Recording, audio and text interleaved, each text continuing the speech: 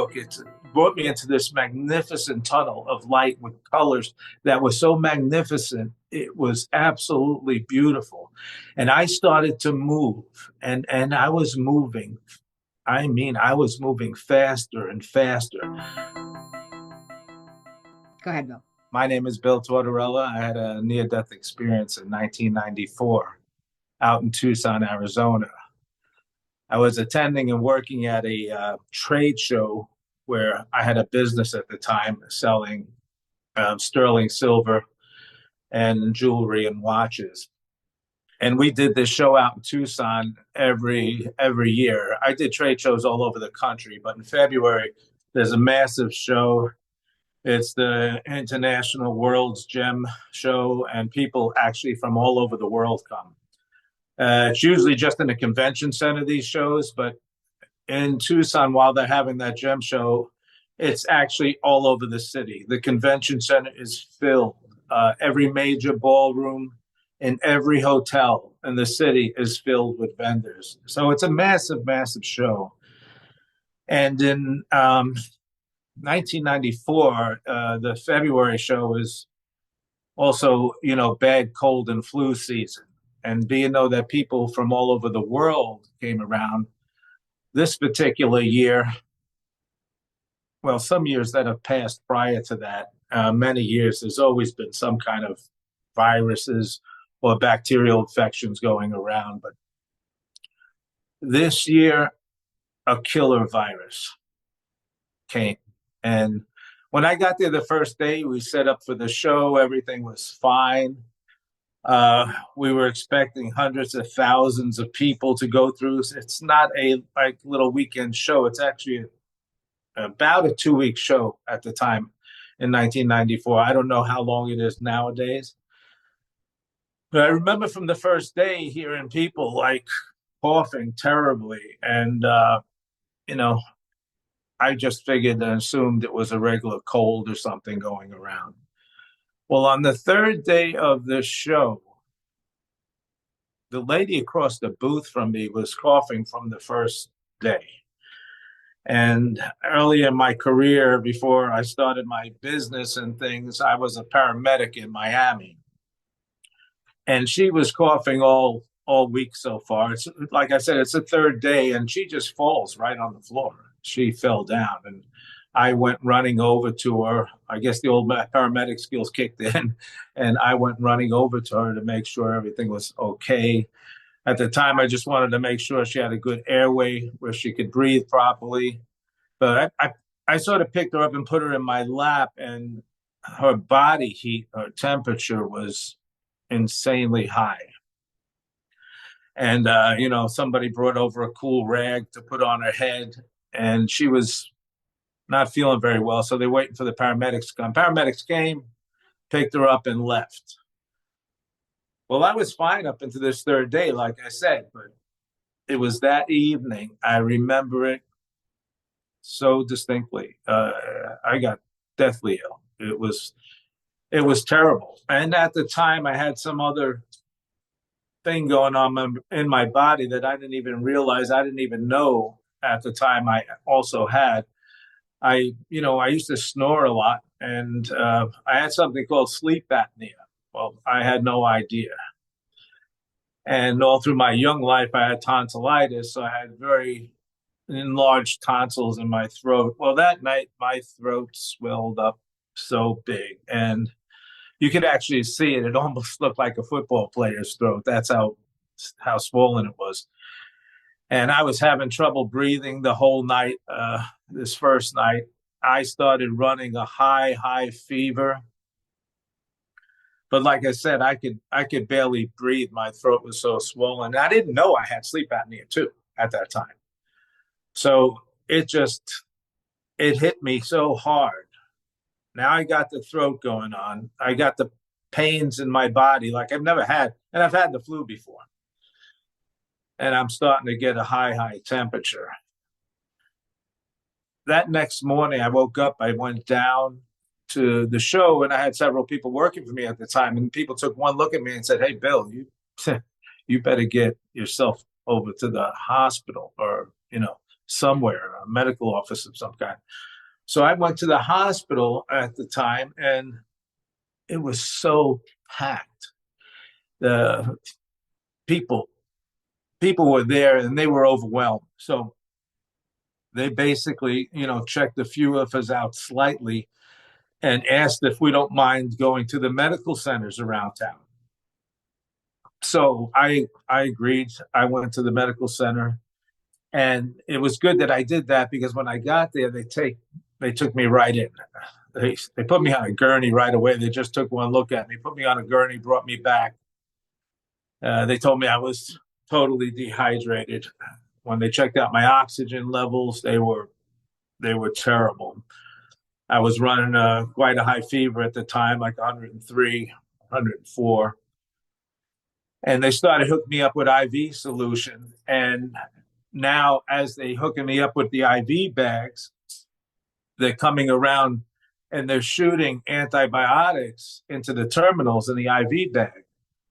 And, I know a lot about that because I used to do it as a paramedic. I said, well, what are you putting in the IV? And they said, well, we're administering antibiotics. And we don't know what this is.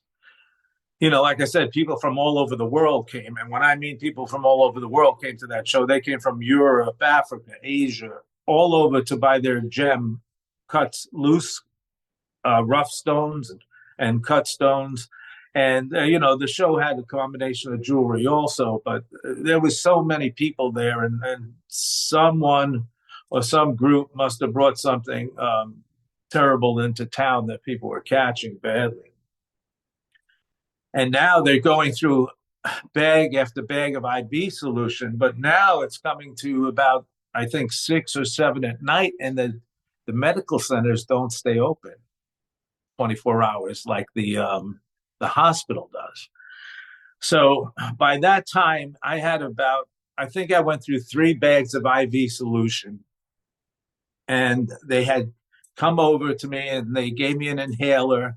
They said my oxygen levels were back up to normal. They were okay. I looked fine for now, they said. They gave me a little bottle with antibiotics in it and said to me, you have enough antibiotic in you for about 5 or 6 hours.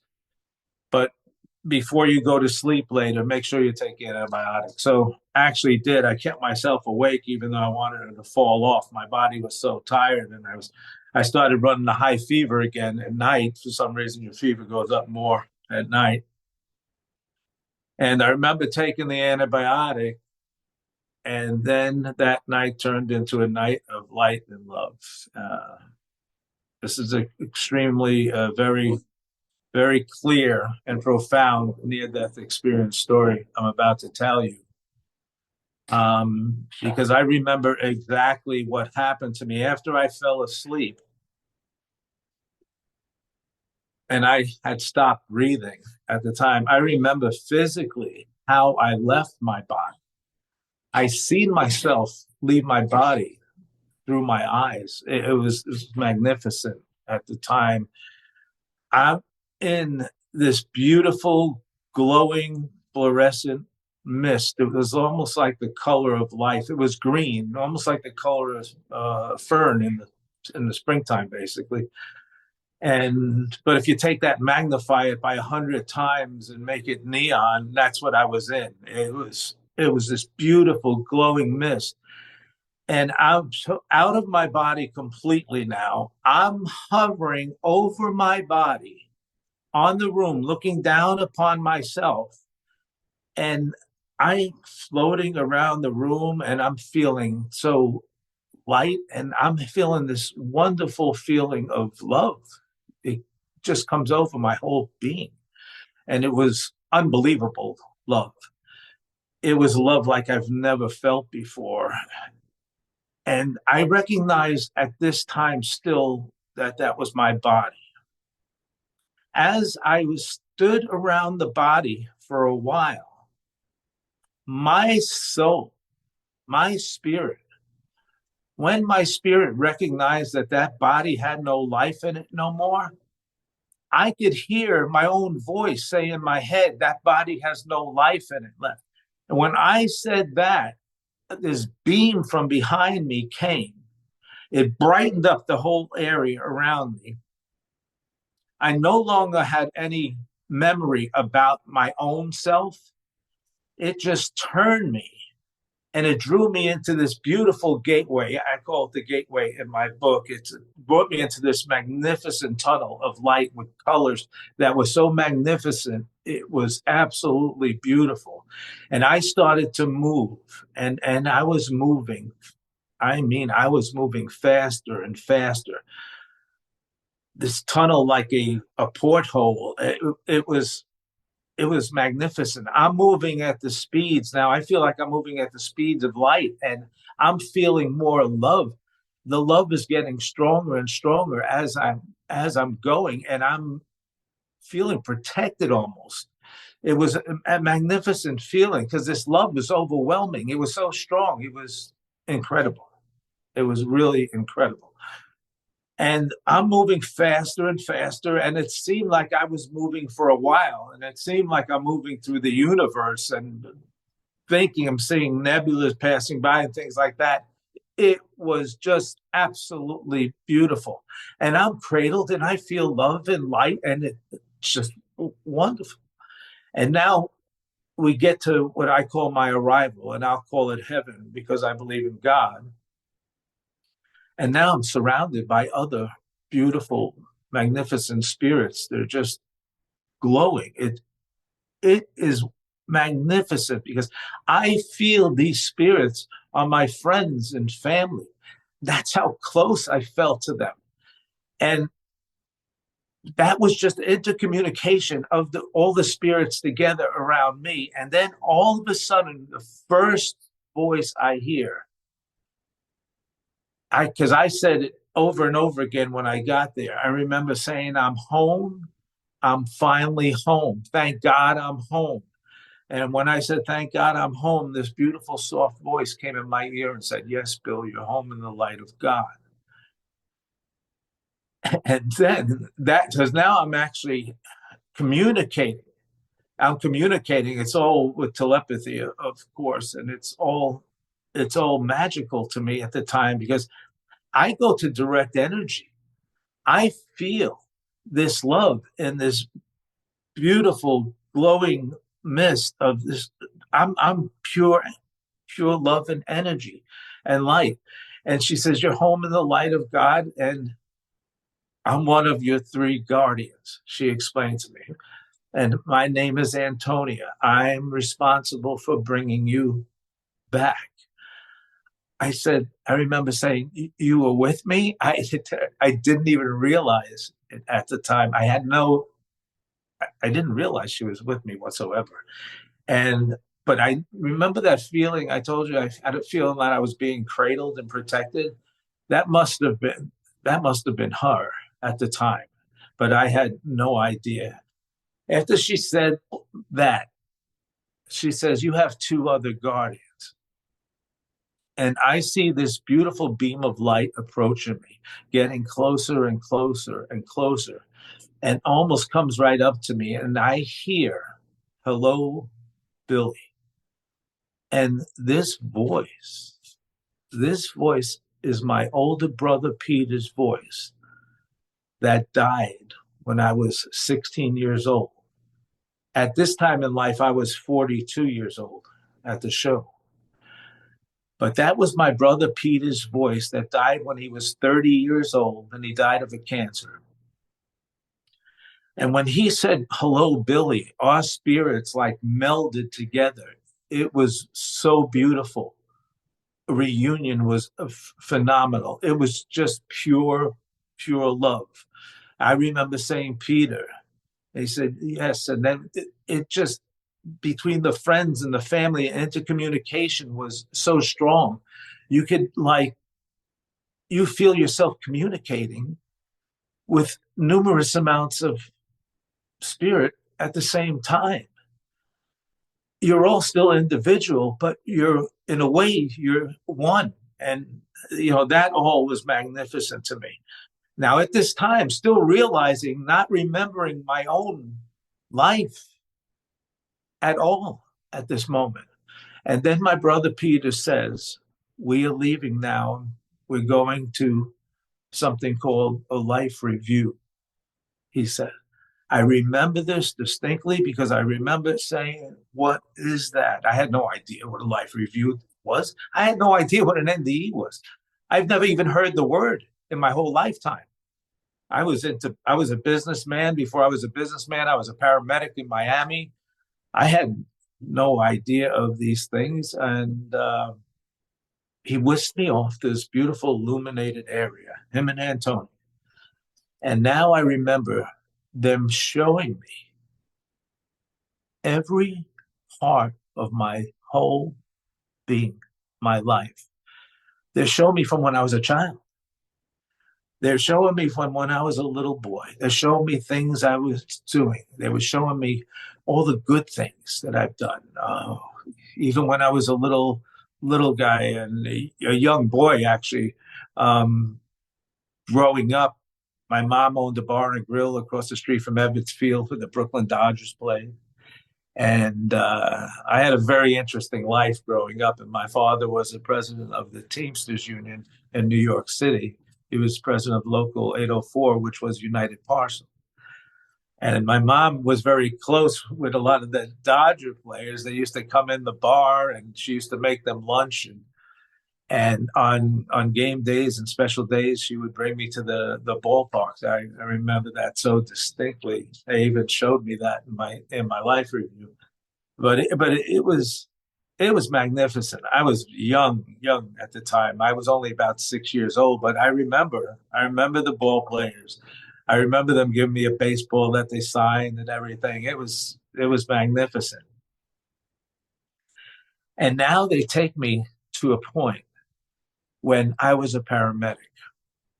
And they show me all these good things that I've done for like when I was with my friends, I used to take them because my mom wasn't rich and dad wasn't rich, but we were comfortable to say the least. And she used to give me some money and tell me to take my friends, and I would take them and we'd go to the movies, and I'd be the one buying the popcorn and sodas and everything.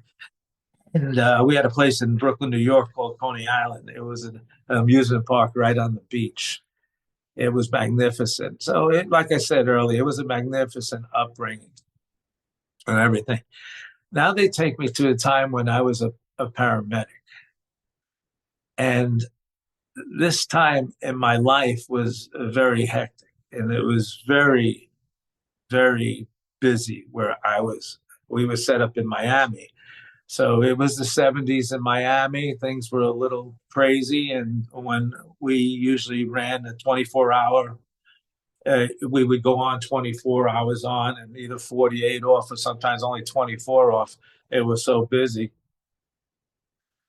They take me to one of our calls. We were on the way up to my station. It was my partner and I, Danny, we picked up our unit downtown Miami, and we were stationed in North Miami Beach. So we're on the way up the highway in 95. And that just showed me all this in my life review. And I remember this distinctly. All of a sudden, over the radio comes as a 317 on 135th Street. 317 meant it was a bad car accident. The patrol officer highway patrol just got it a couple of minutes ago. And we got to the scene. I see this boy running around frantically, and then he sits down and he's got a little blood on his face, but he's all coherent and everything. And so we pick up the bag and go running towards the boy. The little boy says, my sister, like this. And me and my partner, we had our eyes fixated on him, but we look over together, and his sister had her head went through the windshield in the crash. So we had to assess this immediately. And Danny and I said we could wait for the fire trucks to come with the cutters, because at the time they had special cutters that they would cut a part of the windshield off. This window was embedded right back into the back of her head here. So one side of her head was inside the window and the other side was outside the window, but she was still breathing. She was breathing. We looked at each other and realize how or why she was breathing, but she was still breathing. So the assessment was so quick. It was like that. We said, we got to get her off. So I went outside the window. He's inside, and I hand him the top part, and he pulls her up, and then we reverse it. I take the top part because I'm the paramedic in the back. He's the driver. We put her on the stretcher, run her over to the unit. Now we're only about 2 minutes, maybe 3 minutes to Parkway General Hospital. So we get her in. The young brother jumps in the back with me. And I remember I'm holding the back of her hand. She started thrashing. So I had the gauze pads in my hand, and I'm holding the top of her head down. Because when there's a head injury, there's massive, massive blood involved. And I'm holding the top of her head down, but now she starts having a seizure. Her body's having a seizure. She's completely out cold during this whole time, but her body's reacting. So her body's having a seizure. Body starts jumping and jumping. I thought I had full control over her, but I didn't. So I turned around and I screamed to her brother. I said, God, help me. And I meant for him to come over and help me, maybe hold her legs down. And when I said, God, help me, I saw my brother Peter's hand come right in on the top of her head. It was unbelievable. When I think about it today, I get the hair on my arm stand up. We get into Parkway General, and like I said, a couple of minutes, we're at the emergency room because they were on 167th Street and the exit of 95. And they rush her right off to operating. So me and Danny look at each other. He says, well, you got to head back to the station and, get a change of uniform and do our shift. So we went back to the station. The whole day I was thinking about this young girl. This young girl's in my mind all day long. We go through the night. And the whole time as a paramedic, I woke him up and I said, Danny, we got to go now. And he thought it was time to go back to the station. I purposely woke him up like an hour earlier. And I said, we got to go back to Parkway. And he looked at me like I had three heads. He said, Bill, she's not alive. I said, Danny, I have to go. I have to go. I felt it in my heart. Something was drawing me. Something was drawing me there. So we get to the emergency room, and one of the nurses come over. I believe her name was Becky, and she says to me, hi, Billy. And I said, what happened with that young girl we brought in yesterday?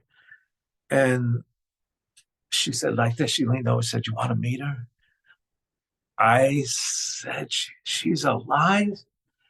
And oh my gosh, she said, yes, she's alive. I'll take you up to her. And we went up to the room, and his brother, I looked over to the side, her brother's sleeping on the couch, and her brother must have heard us or heard me talking. And he pops up and he yells at his sister, this is the men that saved your life. And everything was so joyous. I get so excited when I talk about that today that it reminds me, it brings me back to that moment. But this is what they showed me in my life review.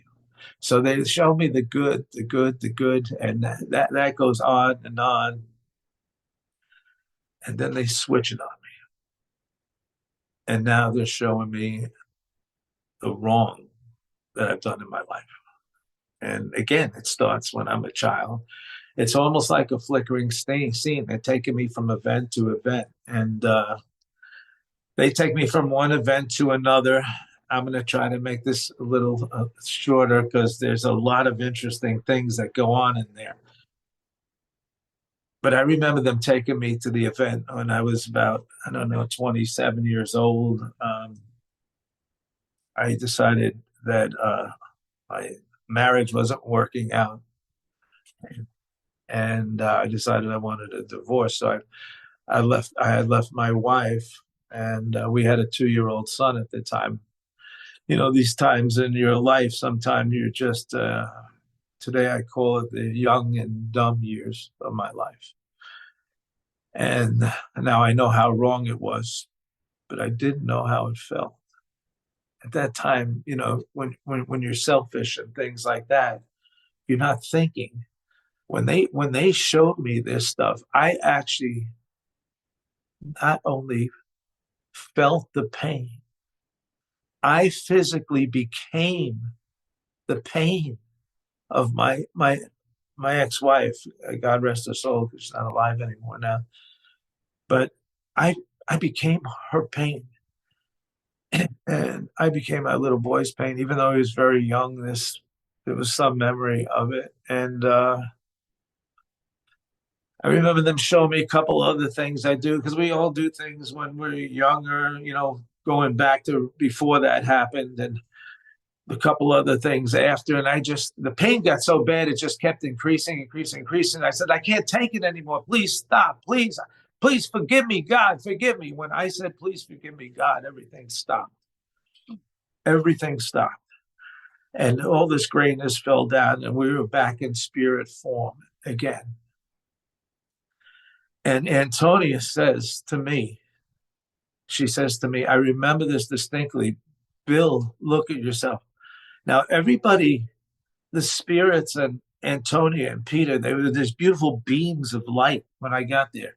When I got there, I was this free floating mist in this color of green, like I told you, was the color of life itself. And it was so brilliant and glowing. Well, now I became this beam of light like they were. I was exactly like them. And it was just wonderful now because I'm back in spirit. But in the life review, it was the only time that they showed me that I physically remembered my physical life and was my life. In my life review, and what I'm going to tell you something next, I'm going to tell you something called the whole of events coming up. And those two parts was the only time they brought me back to show me, not physically back, but in spirit form. They brought me back to show me I recognized my life and then who I was at the time. Now, Peter announces your third guardian is coming.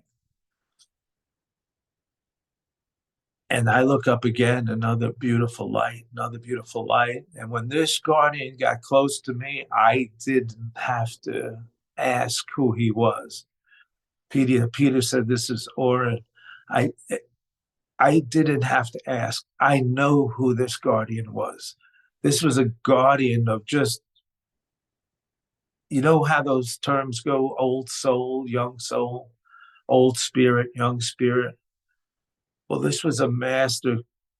He was my guardian angel of knowledge. And he was the one that I call my intuition my whole life. He's been with me my whole life. You know how they talk about you? Sometimes you have an angel on your shoulder and they tell you which path to go down, your right path or the wrong path. Well, the thing about this is, Orin, he helped me throughout my life and he kept me. I didn't know I had in my real life, I didn't know I had that. But I heard it. I heard it my whole life. Bill, this is not right. In my mind, I heard that. Not as a voice, but that's what my mind was telling me. I thought. But these are our guardians that lead us through our whole lifetime. They're with us our whole life. Antonia was the one. She was the guardian that she's my travel guardian, the one that came on my travels with me. Peter was the guardian, my guardian angel whenever I called on God for help. And Orin was my guardian of knowledge and wisdom and mostly intuition. He was the one that kept me on the right road. And when I looked at Orin, I'm looking at a spirit guide that's tens of thousands of years old. I believe all the wisdom was just flowing out of his soul. And it was so beautiful. And like I said, he kept me on the right track. And Orin says, we're going another to another. I didn't know what they meant by that. And Orin said, no. To me, I took it as the whole of events. Now, that's how I explain it in my book. I explain it as the whole of events in my book, The Ninth Level of Enlightenment, The Wisdom of the Light. So don't get confused because people talk about Akasha records, and I believe that the whole of events, the other people that's had near-death experiences. Like I said, I never had a near-death experience. I didn't know what it was till after the fact. Well, they bring me to, let's keep it for what I called it. I called it the Hall of Events. They bring me to this beautiful, beautiful crystal theater. Now I'm standing there with Orin and Peter and Antonia.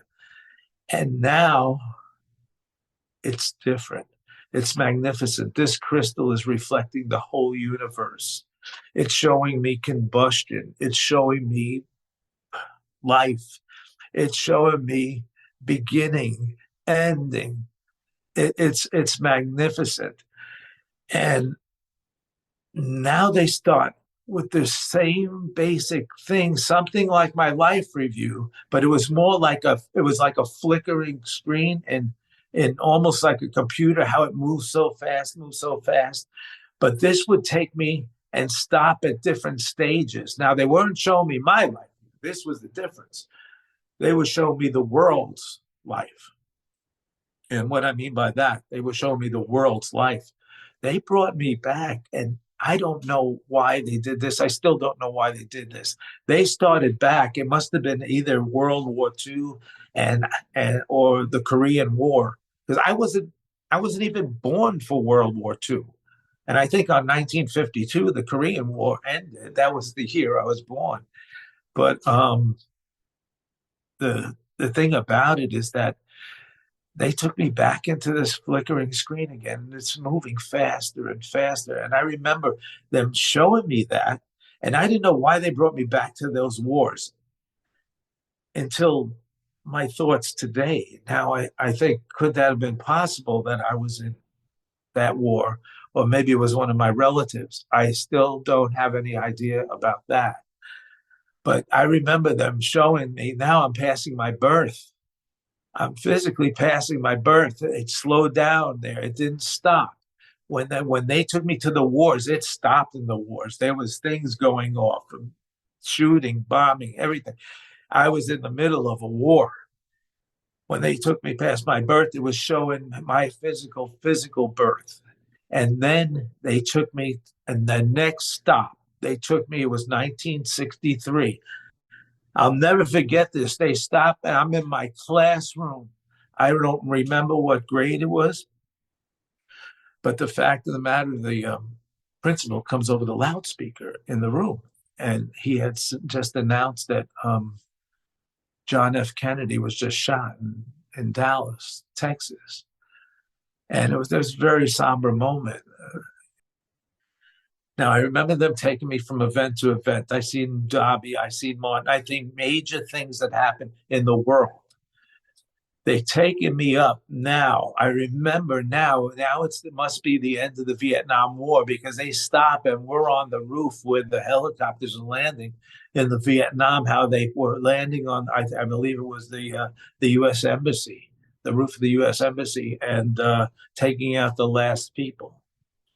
Back to the flickering screen again, moving. And now they take me and I see myself die in the bed. We passed that moment. That was another just slow down moment. And it took me, what I didn't know at the time, but it took me to 9/11. We stopped there at 9/11. I remember clearly being at the base of the towers. There was all black smoke everywhere. People were running. They couldn't see. For some reason, I could see. And, well, we're in spirit form, don't forget. We're in spirit form. And I remember this. I started running. I had a lot of friends that lived in the tower. And I said, my friends. I remember running. And I remember Orin grabbing me and said, Bill, you can't do anything. And he says, do you see how the people can't see anything? I said, yes, I see. He says, what do you see? I say, Orin, I see everything. I see everything. I saw everything so clearly. It was unbelievable. It was unbelievable. The people were running in this black clouds of smoke. And I knew they were having trouble seeing, but I could see, but we couldn't help. He said, you can't help. He says, this is your future. I didn't know what they were talking about at this time. Now, I knew I was in heaven. I knew they were showing me this. And at this point, now I understand that I can't help anybody that was there. Back and moving again. We're moving again. And I think the next stop, I believe that must have been Baghdad, because it was like the war. It was a bombing going on. That was several years after the 9/11. I believe it must have been Baghdad, because now the only event that I know after that was Baghdad. And I remember the dress, how people dressed, and the architecture. And distinctively, when we stopped there, for the moments we stopped there, I remember running again. And in that case, maybe fearing that a bomb is going to hurt me or something. But they told me, Bill, this can't hurt you. Now they bring me to a point where I believe are these times today. And what happens at this point, it's incredible, because they show me different planes. It's almost like I'm looking into different floors with glass, and everything is transparent, and I could see every different situation. But they took me to two of these planes, one on the top and one on the bottom. And the one on the bottom they brought me to first, they brought me into a place where it felt like the movie Mad Max. It was terrible. It was so evil, and it was like people living off each other, and they would kill for a jug of water. It was so bad. It was incredibly bad. And I remember this so distinctly, because I said, why can't these people help each other instead of cause all this pain? And then they bring me to another plane. Now, that was the plane more towards the top level, a plane of, to me, it was like a utopia. It was beautiful. That was magnificent. It was a place of kindness. It was a place of forgiveness. It was a place of service. It's like all people work together. Like, remember when I said we were connected in heaven? It was like a heaven on earth. And it was magnificent. And I remember them taking me to these two distinct places. And I remember them telling me that one on the bottom cannot happen. Can't let that happen. And the one on the top was so beautiful. It was a kindness where people would give without thinking. They would serve without thinking. The service was so overwhelming that I felt tears in my spirit. It was so beautiful. But there was planes all in the middle. So what they're showing me is physical outcomes. It's our physical outcome now. I believe that was these times today, or we're heading towards them these times. And we have some important choices to make in our life, which direction that we're going to go in. And we have to slow down, and we have to care again. And in my first book, I talked about the one I wrote in 2002. I talked about this AI that they have today, and I talked about all these gadgets they make, and I talked about how that you'll be able to wear sensors that could, notify people or tell you if you have some kind of emergency in your body. I remember this also clearly. And then after they showed me the two possible outcomes and explained to me that bottom one cannot happen, we have to try to go for something better, more godlike. God's love. Let's put what it is. God is love. And when our spirit is supposed to learn. We're supposed to be in a learning process uh, of choices throughout our lifetime, where as we make these choices, we get these, well, I call them like little check marks, maybe in heaven. We have our phone line to heaven, which is prayer, where we can connect with our guardians when we want. I mean, we might not hear anybody talk back, but we could pray and ask. Last part coming up. I know you have a time here because I could run a long time, but last part coming up. They bring me one rung up. And now they bring me in front of this beautiful panel of angels that are just glowing white beams of light reflecting all the colors of the universe. I believe we were all spirits. They were master spirits, my guides. I believe I call them angels, but the last group I encountered was real angels. These angels had so much knowledge exuberating from them. They were glowing. They were glowing knowledge and wisdom. It was glowing. It was magnificent. It was so, so, so beautiful. Bill Tortorella at gmail.com. That's the best way of getting hold of me. BillTortorella. I have a website. It's BillTortorella.com. And I'm on Facebook as Bill Tortorella. I'm on Instagram as Bill Tortorella. The name of my most recent book is The Ninth Level of Enlightenment, The Wisdom of the Light. And there's 9 principles of enlightenment that is very encouraging. Thank you.